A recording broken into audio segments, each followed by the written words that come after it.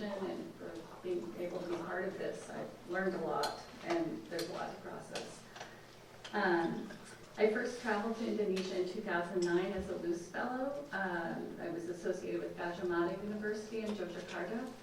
And when I returned to ASU, we ended up getting a grant. And I was working for the Center for the Study of Religion and Conflict. And they said, great, you've been to Southeast Asia. You can work on the grant, and we'll send you back. And so, didn't mean to turn that on. So I've been able to go back for 3 long research stays after that, and it's been interesting about every 2 years to see how the climate changes. And so to situate my talk, I'd like to begin by giving a very brief overview of Indonesia, and then draw attention to some historical and national specificities. Indonesia is the 4th most populous country in the world, so it's important to know about Indonesia.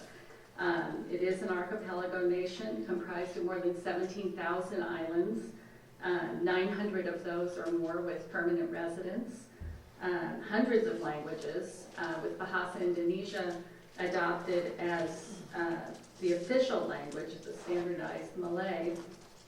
And it's the most populous Muslim majority country in the world with more than 250 million citizens, 87% of whom are Muslim. Half of them live in Java, and another 15% on Sumatra, so there's a lot of concentration. And historically, Java, of course, was the colonized space and then has become a neo-colonial power within the larger community.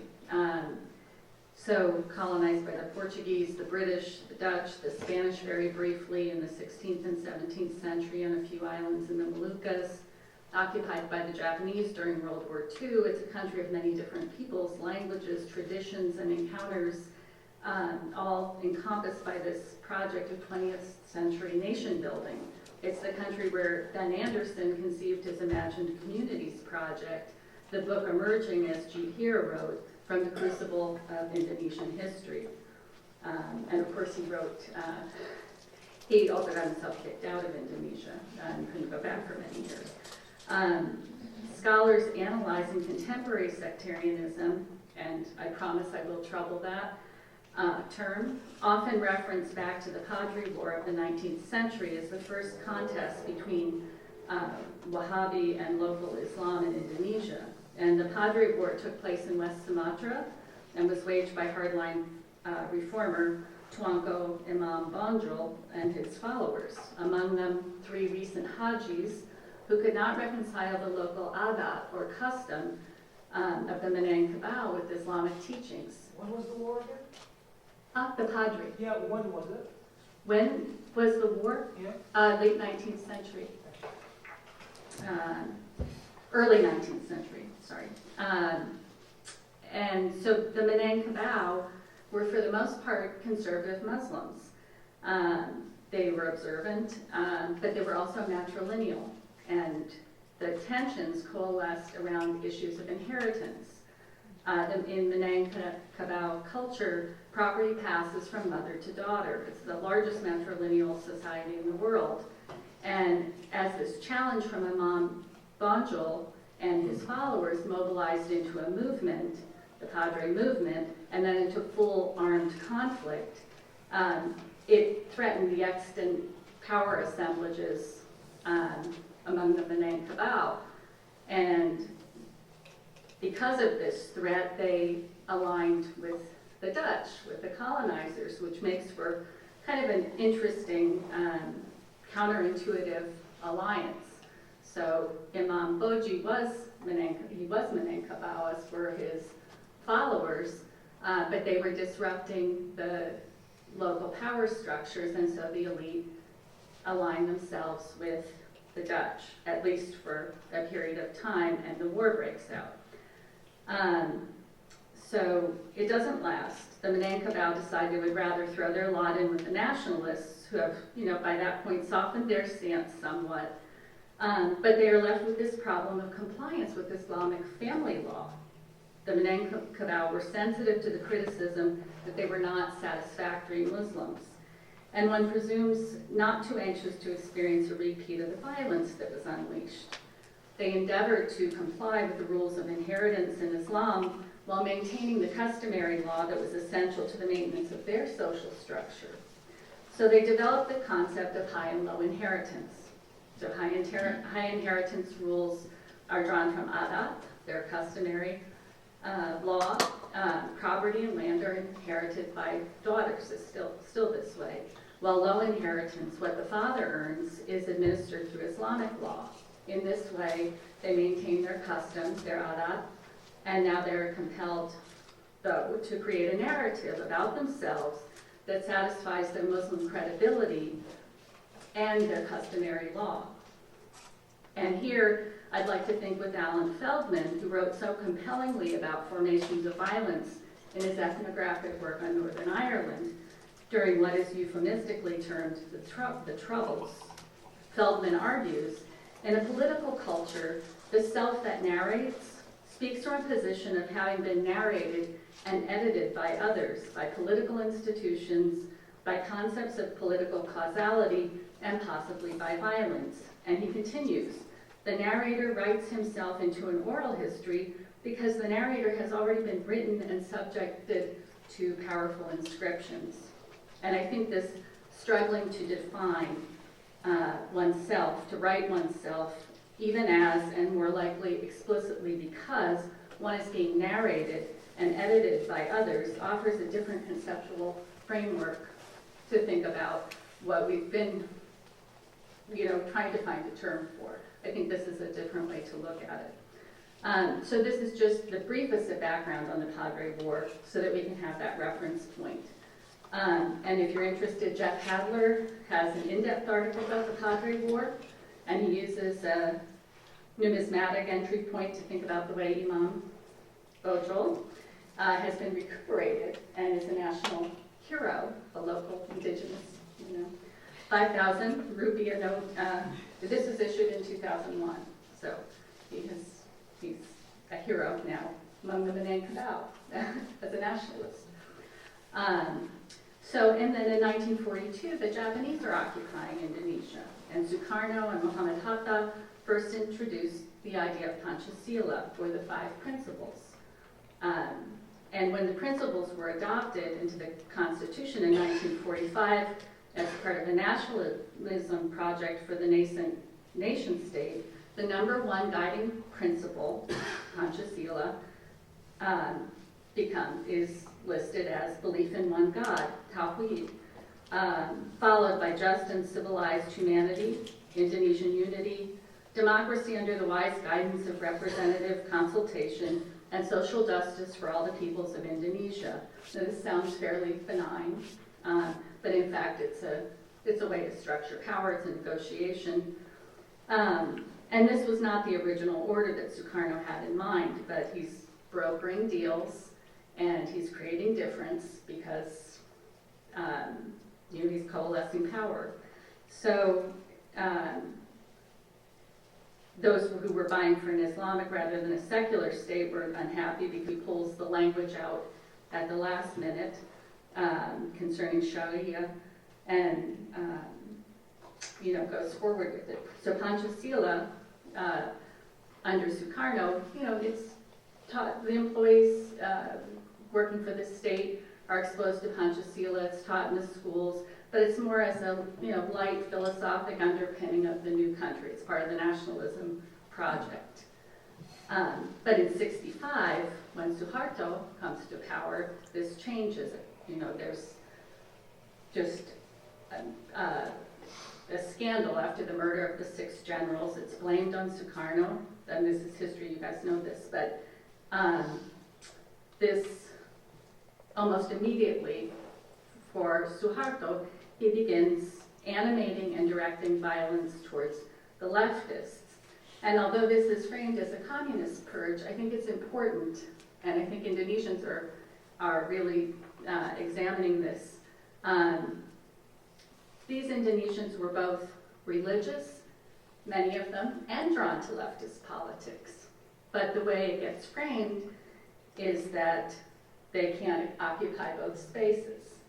And so if you were connected to the Communist Party, if you were on a list that said you were a leftist, you were killed. And this killing just continues and continues till we have 500,000, 1 million dead. And this was Muslims killing Muslims. We know this. This was Catholics killing other Catholics. This was Protestants killing suspect Protestants. And those who are doing the killing move their religious brethren into the category of the killable. And they do this through 3 beliefs: that the person was somehow affiliated with PKI or with leftist thought. And then that leftist thought meant that one is either an atheist or a bad Muslim or a bad Catholic or a bad Protestant. They get excised out of that acceptable category, and that one had to be properly religious or you were subject to being killed. And in Suharto's new order, this Panchasila becomes then more visible, becomes weaponized in a way. And you can see this in Joshua Oppenheimer's documentaries, which are really creating some interesting spaces in Indonesia for looking back at this period and talking about the act of killing and the look of silence. We see family members of those killed creating a counter-narrative.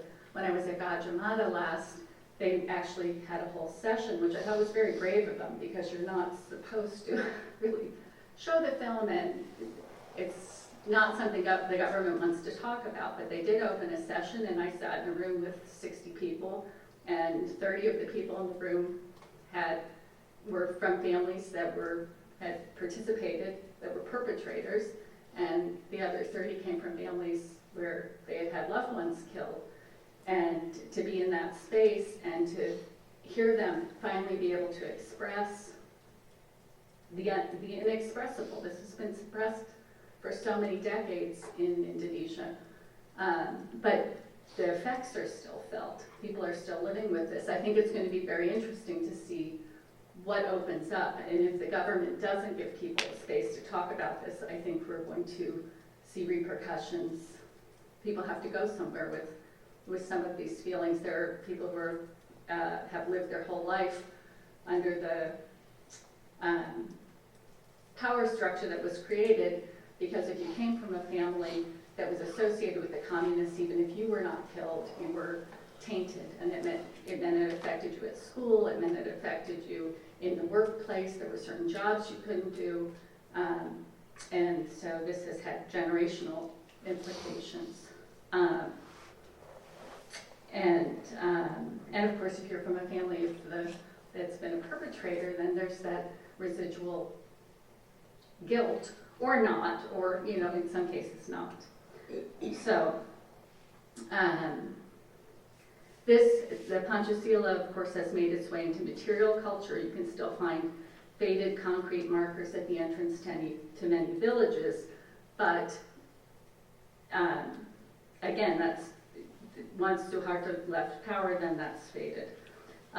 He has also he added religion to the national identity cards, and so the government recognized 5 religions in Indonesia: Islam, Christianity, Catholicism, Buddhism, and Hinduism. And I think it's interesting that Christianity and Catholicism were split in that way, because that suggests something. And today Confucianism has been added. But that obviously leaves those practicing indigenous religions, as well as Jews, Sikhs, Baha'i, and atheists, in a non-representative or false category. And it creates problems for Shia, of course, and each religion has to create a statement of belief that references one God. It's one of the first questions that people ask. I find when I travel to Indonesia, that's one of the first questions I'm always asked is, what religion are you? What do you practice? That's just part and parcel of polite conversation. And one must identify within the stated categories to obtain a birth certificate, to go to school, to marry, to be buried in a public cemetery. There's a recent article by on the Baha'i of Jogja and saying how the difficulties presented when you don't have a place to put your identity. And so what do? Do you just collapse into another category?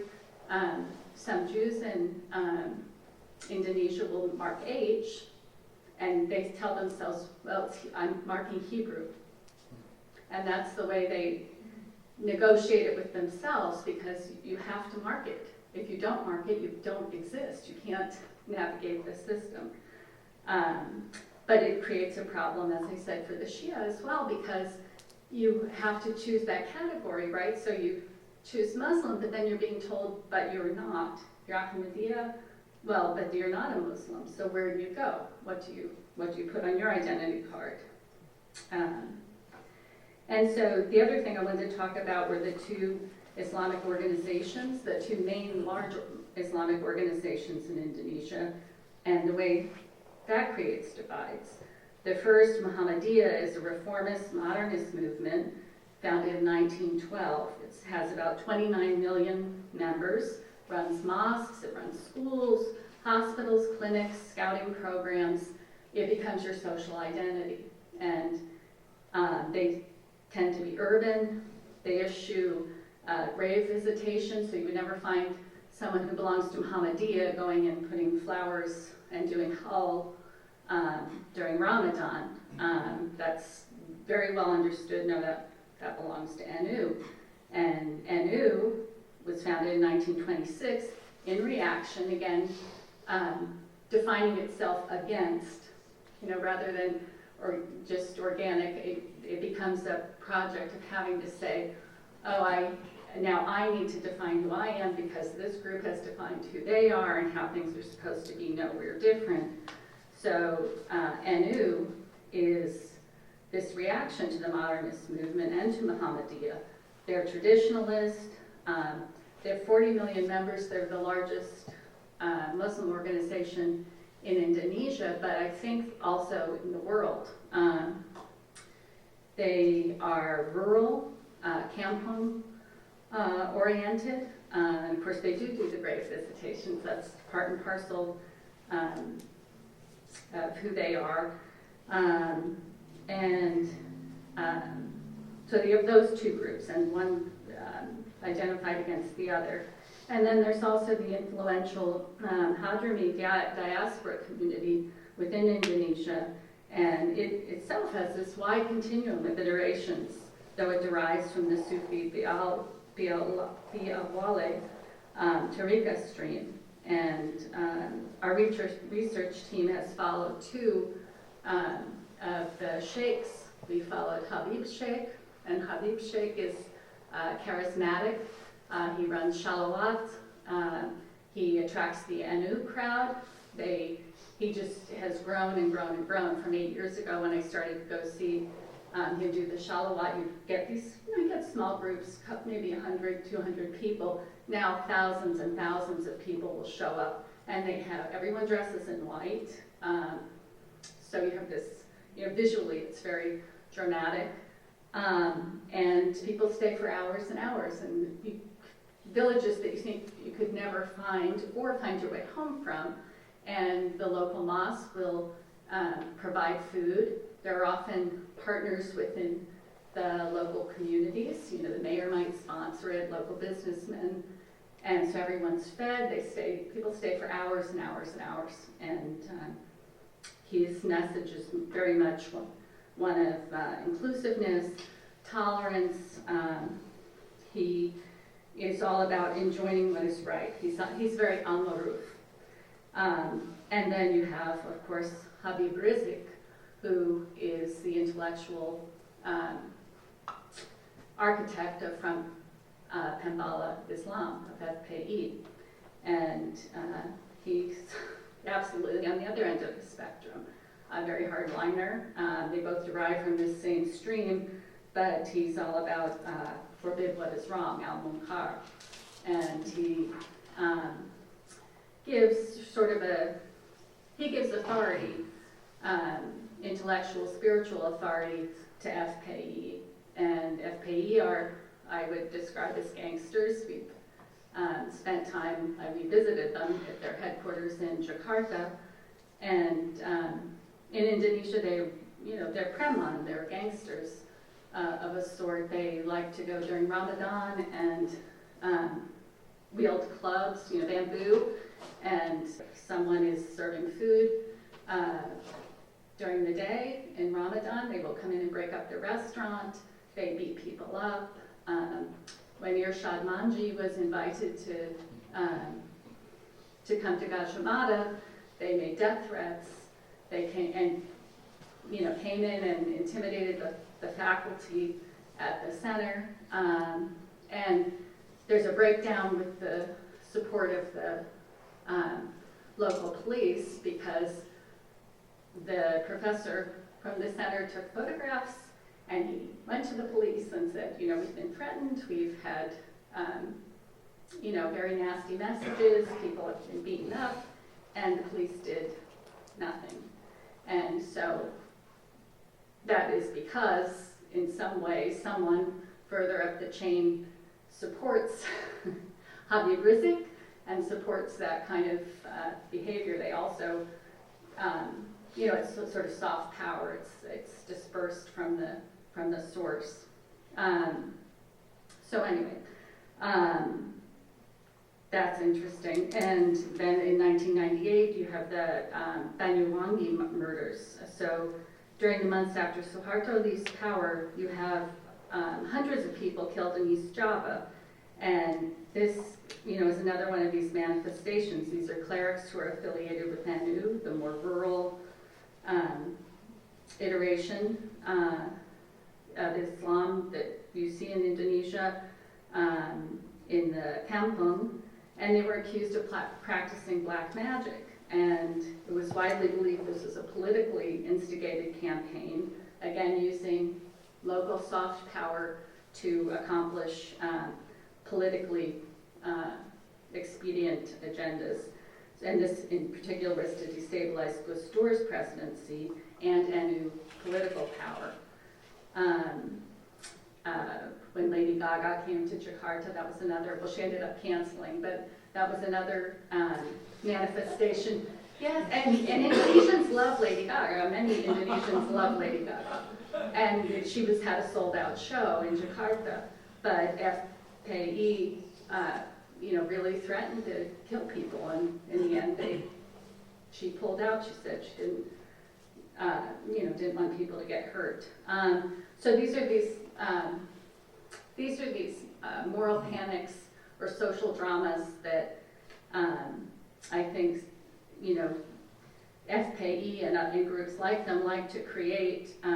So again, like the Irshad Manji, Lady Gaga, Valentine's Day, they get whipped up about Valentine's Day. They whipped up about people not fasting, and get nasty.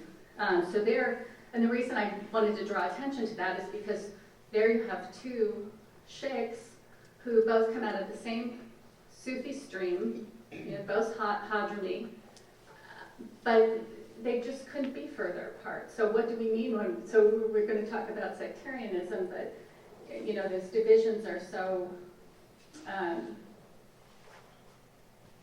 hard to pin down. They're really hard to pin down because there's often, of course, more, those two men you would think they fed from the same source in many ways, and yet they end up at opposite ends of the spectrum, and their followers as well, now gravitate to one end or the other.